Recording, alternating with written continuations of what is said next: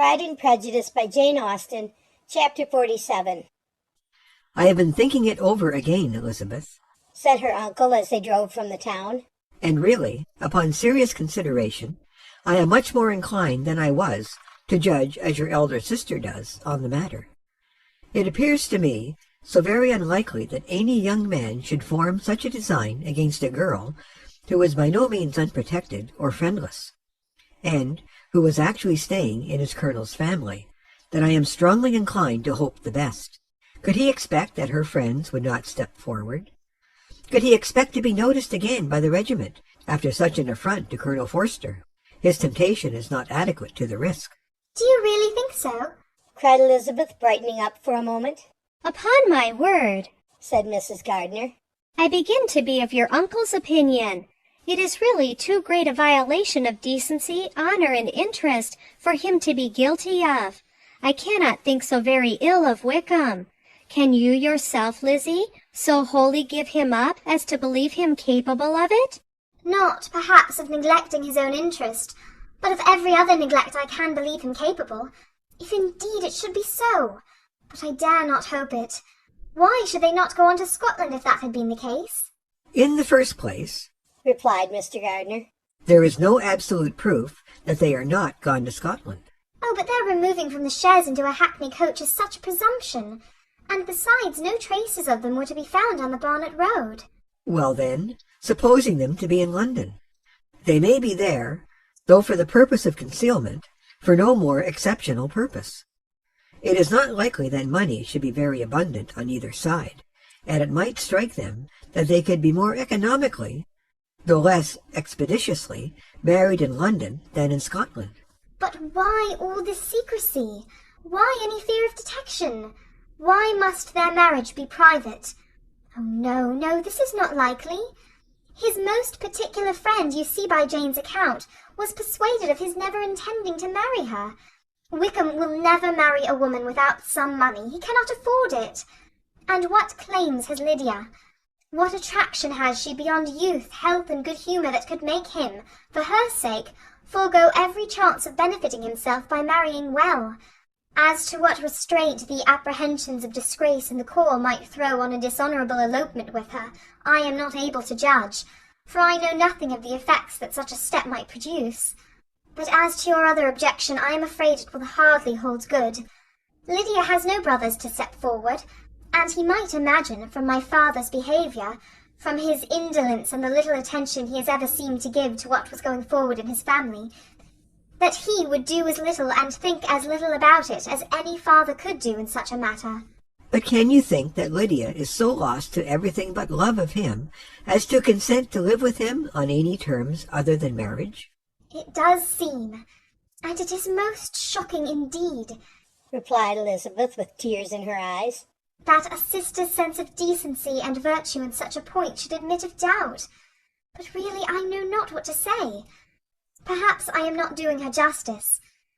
But she is very young. She has never been taught to think on serious subjects, and for the last half-year, nay, for a 12-month, she has been given up to nothing but amusement and vanity. She has been allowed to dispose of her time in the most idle and frivolous manner, and to adopt any opinions that came in her way. Since the Blankshire were first quartered in Meryton, nothing but love, flirtation, and officers have been in her head. She has been doing everything in her power by thinking and talking on the subject to give greater, what shall I call it, susceptibility to her feelings, which are naturally lively enough. And we all know that Wickham has every charm of person and address that can captivate a woman." "But you see that Jane," said her aunt, "does not think so very ill of Wickham as to believe him capable of the attempt." "Of whom does Jane ever think ill? And who is there, whatever might be their former conduct, that she would think capable of such an attempt till it were proved against them? But Jane knows as well as I do what Wickham really is. We both know that he has been profligate in every sense of the word, that he has neither integrity nor honour, that he is as false and deceitful as he is insinuating." "And do you really know all this?" cried Mrs. Gardiner, whose curiosity as to the mode of her intelligence was all alive. "I do indeed," replied Elizabeth, colouring. "I told you the other day of his infamous behaviour to Mr. Darcy. And you yourself, when last at Longbourn, heard in what manner he spoke of the man who had behaved with such forbearance and liberality towards him. And there are other circumstances which I am not at liberty, which it is not worth while to relate, but his lies about the whole Pemberley family are endless. From what he said of Miss Darcy, I was thoroughly prepared to see a proud, reserved, disagreeable girl. Yet he knew to the contrary himself. He must know that she was as amiable and unpretending as we have found her. But does Lydia know nothing of this? Can she be ignorant of what you and Jane seem so well to understand? Oh yes, that is the worst of all. Till I was in Kent and saw so much both of Mr. Darcy and his relation Colonel Fitzwilliam, I was ignorant of the truth myself. And when I returned home, the Blankshire was to leave Meryton in a week or fortnight's time. As that was the case, neither Jane, to whom I related the whole, nor I, thought it necessary to make our knowledge public. For of what use could it apparently be to anyone, that the good opinion which all the neighbourhood had of him should then be overthrown? And even when it was settled that Lydia should go with Mrs. Forster, the necessity of opening her eyes to his character never occurred to me. That she could be in any danger from the deception never entered my head. That such a consequence as this could ensue you may easily believe was far enough from my thoughts. When they all removed to Brighton, therefore, you had no reason, I suppose, to believe them fond of each other? Not the slightest. I can remember no symptom of affection on either side. And had anything of the kind been perceptible, you must be aware that ours is not a family on which it could be thrown away. When first he entered the corps, she was ready enough to admire him, but so we all were. Every girl in or near Meryton was out of her senses about him for the first 2 months, but he never distinguished her by any particular attention, and consequently, after a moderate period of extravagant and wild admiration, her fancy for him gave way, and others of the regiment, who treated her with more distinction, again became her favourites. It may be easily believed that however little of novelty could be added to their fears, hopes, and conjectures on this interesting subject by its repeated discussion, no other could detain them from it long during the whole of the journey. From Elizabeth's thoughts it was never absent. Fixed there by the keenest of all anguish, self-reproach, she could find no interval of ease or forgetfulness. They travelled as expeditiously as possible, and sleeping one night on the road, reached Longbourn by dinner-time the next day. It was a comfort to Elizabeth to consider that Jane could not have been wearied by long expectations. The little Gardiners, attracted by the sight of a chaise, were standing on the steps of the house as they entered the paddock, and when the carriage drove up to the door, the joyful surprise that lighted up their faces and displayed itself over their whole bodies in a variety of capers and frisks was the first pleasing earnest of their welcome. Elizabeth jumped out, and after giving each of them a hasty kiss, hurried into the vestibule, where Jane, who came running down from her mother's apartment, immediately met her. Elizabeth, as she affectionately embraced her, whilst tears filled the eyes of both, lost not a moment in asking whether anything had been heard of the fugitives. "Not yet," replied Jane. "but now that my dear uncle has come, I hope everything will be well." Is my father in town? "Yes, he went on Tuesday, as I wrote you word." And have you heard from him often? "We have heard only twice. He wrote me a few lines on Wednesday to say that he had arrived in safety, and to give me his directions, which I particularly begged him to do. He merely added that he should not write again till he had something of importance to mention."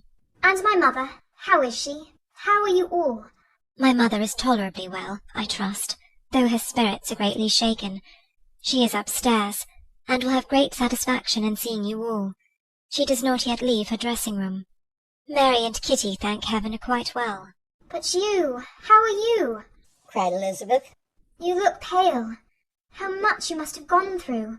Her sister, however, assured her of her being perfectly well, and their conversation, which had been passing while Mr. and Mrs. Gardiner were engaged with their children, was now put an end to by the approach of the whole party. Jane ran to her uncle and aunt and welcomed and thanked them both with alternate smiles and tears. When they were all in the drawing-room, the questions which Elizabeth had already asked were of course repeated by the others, and they soon found that Jane had no intelligence to give. The sanguine hope of good, however, which the benevolence of her heart suggested had not yet deserted her. she still expected that it would all end well, and that every morning would bring some letter, either from Lydia or her father, to explain their proceedings and perhaps announce their marriage. Mrs. Bennet, to whose apartment they all repaired after a few minutes' conversation together, received them exactly as might be expected, with tears and lamentations of regret, invectives against the villainous conduct of Wickham, and complaints of her own sufferings and ill-usage, blaming everybody but the person to whose ill-judging indulgence the errors of her daughter must principally be owing. "If I had been able," said she, "to carry my point in going to Brighton with all my family, this would not have happened. But poor dear Lydia had nobody to take care of her. Why did the Forces ever let her go out of their sight? I'm sure there was some great neglect or other on their side, for she is not the kind of girl to do such a thing if she had been well looked after. I always thought they were very unfit to have the charge of her, but I was overruled, as I always am. Poor dear child, and now here's Mr. Bennet gone away, and I know he will fight Wickham whenever he meets him, and then he will be killed, and what is to become of us all? The Collinses will turn us out before he is cold in his grave, and if you are not kind to us, brother, I do not know what we shall do." They all exclaimed against such terrific ideas, and Mr. Gardiner, after general assurances of his affection for her and all her family, told her that he meant to be in London the very next day, and would assist Mr. Bennet in every endeavour for recovering Lydia. Do not give way to useless alarm, added he. Though it is right to be prepared for the worst, there is no occasion to look on it as certain. It is not quite a week since they left Brighton. In a few days more we may gain some news of them. Until we know that they are not married, and have no design of marrying, do not let us give the matter over as lost. As soon as I get to town, I shall go to my brother, and make him come home with me to Gracechurch Street, and then we may consult together as to what is to be done." "Oh, my dear brother," replied Mrs. Bennet, "that is exactly what I could most wish for. And now do, when you get to town, find them out, wherever they may be, and if they are not married already, make them marry. And as for wedding clothes, do not let them wait for that, but tell Lydia she shall have as much money as she chooses to buy them after they are married. And above all, keep Mr. Bennet from fighting. Tell him what a dreadful state I'm in, that I am frightened out of my wits, and have such tremblings, such flutterings all over me, such spasms in my side, and pains in my head, and beatings at heart, that I can get no rest by night or by day. And tell my dear Lydia not to give any directions about her clothes till she has seen me, for she does not know which are the best warehouses. Oh, brother, how kind you are! I know you will contrive it all." But Mr. Gardiner, though he assured her again of his earnest endeavours in the cause, could not avoid recommending moderation to her, as well in her hopes as her fear. And after talking with her in this manner till dinner was on the table, they all left her to vent all her feelings on the housekeeper, who attended in the absence of her daughters. Though her brother and sister were persuaded that there was no real occasion for such a seclusion from the family, they did not attempt to oppose it, for they knew that she had not prudence enough to hold her tongue before the servants while they waited at table, and judged it better that one only of the household, and the one whom they could most trust, should comprehend all her fears and solicitude on the subject. In the dining-room they were soon joined by Mary and Kitty, who had been too busily engaged in their separate apartments to make their appearance before. One came from her books, and the other from her toilette. The faces of both, however, were tolerably calm, and no change was visible in either, except that the loss of her favourite sister, or the anger which she had herself incurred in this business, had given more of fretfulness than usual to the accents of Kitty. As for Mary, she was mistress enough of herself to whisper to Elizabeth, with a countenance of grave reflection soon after they were seated at table, "This is a most unfortunate affair, and will probably be much talked of.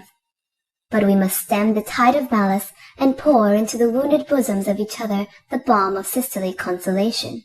Then, perceiving in Elizabeth no inclination of replying, she added, "Unhappy as the event must be for Lydia, we may draw from it this useful lesson, that loss of virtue in a female is irretrievable, that one false step involves her in endless ruin, that her reputation is no less brittle than it is beautiful, and that she cannot be too much guarded in her behaviour towards the undeserving of the other sex." Elizabeth lifted up her eyes in amazement, but was too much oppressed to make any reply. Mary, however, continued to console herself with such kind of moral extractions from the evil before them. In the afternoon, the two elder Miss Bennets were able to be for half an hour by themselves, and Elizabeth instantly availed herself of the opportunity of making any inquiries which Jane was equally eager to satisfy. After joining in general lamentations over the dreadful sequel of this event, which Elizabeth considered as all but certain, and Miss Bennet could not assert to be wholly impossible, the former continued the subject by saying, "But tell me all and everything about it which I have not already heard. Give me further particulars. What did Colonel Forster say? Had they no apprehension of anything before the elopement took place? They must have seen them together for ever." Colonel Forster did own that he had often suspected some partiality, especially on Lydia's side, but nothing to give him any alarm. I am so grieved for him. His behaviour was attentive and kind to the utmost. He was coming to us in order to assure us of his concern, before he had any idea of their not being gone to Scotland. When that apprehension first got abroad, it hastened his journey. And was Denny convinced that Wickham would not marry? Did he know of their intending to go off? Had Colonel Forster seen Denny himself? Yes, but when questioned by him, Denny denied knowing anything of their plans, and would not give his real opinion about it. He did not repeat his persuasion of their not marrying, and from that, I am inclined to hope, he might have been misunderstood before. And till Colonel Forster came himself, not one of you entertained a doubt, I suppose, of their being really married? How was it possible that such an idea should enter our brains?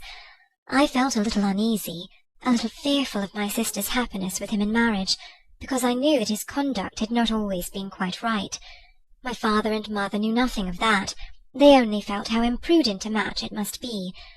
Kitty then owned, with a very natural triumph on knowing more than the rest of us, that in Lydia's last letter she had prepared her for such a step. She had known, it seems, of their being in love with each other many weeks. But not before they went to Brighton? No, I believe not. And did Colonel Forster appear to think well of Wickham himself?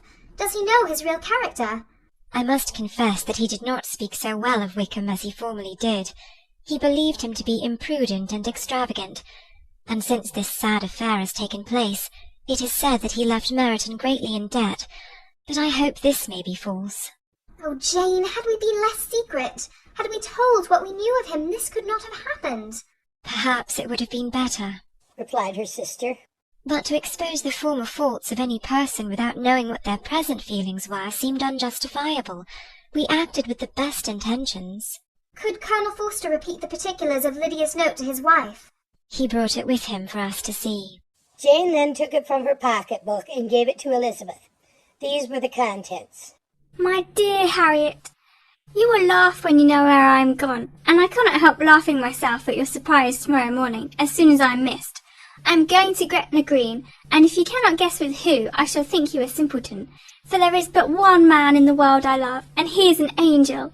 I shall never be happy without him, so think it no harm to be off. You need not send them word at Longbourn of my going if you do not like it, for it will make the surprise the greater when I write to them and sign my name Lydia Wickham. What a good joke it will be! I can hardly write for laughing. Pray make my excuses to Pratt for not keeping my engagement and dancing with him tonight. Tell him I hope he will excuse me when he knows all, and tell him I will dance with him in the next ball we meet, with great pleasure. I shall send for my clothes when we get to Longbourn, but I wish you would tell Sally to mend a great slit in my worked muslin gown before they are packed up.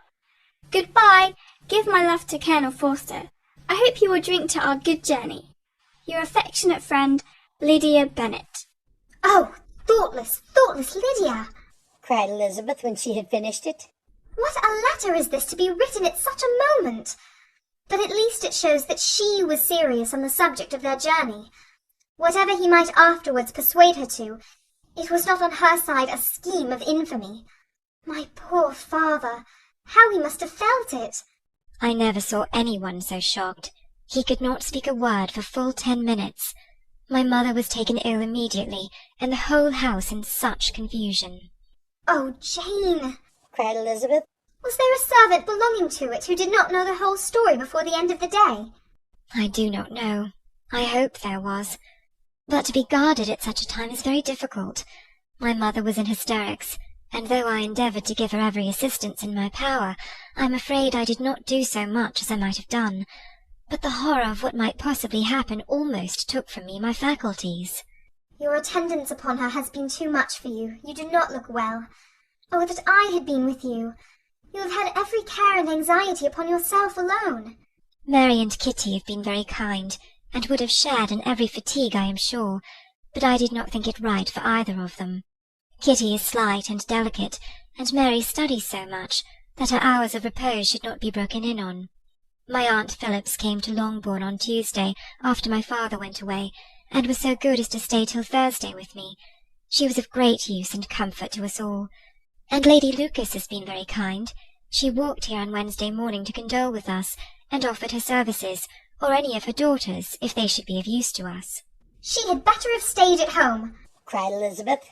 Perhaps she meant well, but under such a misfortune as this one cannot see too little of one's neighbours. Assistance is impossible, condolence insufferable. Let them triumph over us at a distance and be satisfied. She then proceeded to inquire into the measures which her father had intended to pursue while in town for the recovery of his daughter. He meant, I believe, replied Jane, to go to Epsom, the place where they last changed horses, see the postilions, and try if anything could be made out from them. His principal object must be to discover the number of the hackney coach which took them from Clapham. It had come with a fare from London, and as he thought that the circumstance of a gentleman and ladies removing from one carriage into another might be remarked, he meant to make inquiries at Clapham. If he could anyhow discover at what house the coachman had before set down his fare, he determined to make inquiries there, and hoped it might not be impossible to find out the stand and number of the coach. I do not know of any other designs that he had formed, but he was in such a hurry to be gone, and his spirit so greatly discomposed, that I had difficulty in finding out even so much as this. End of chapter 47.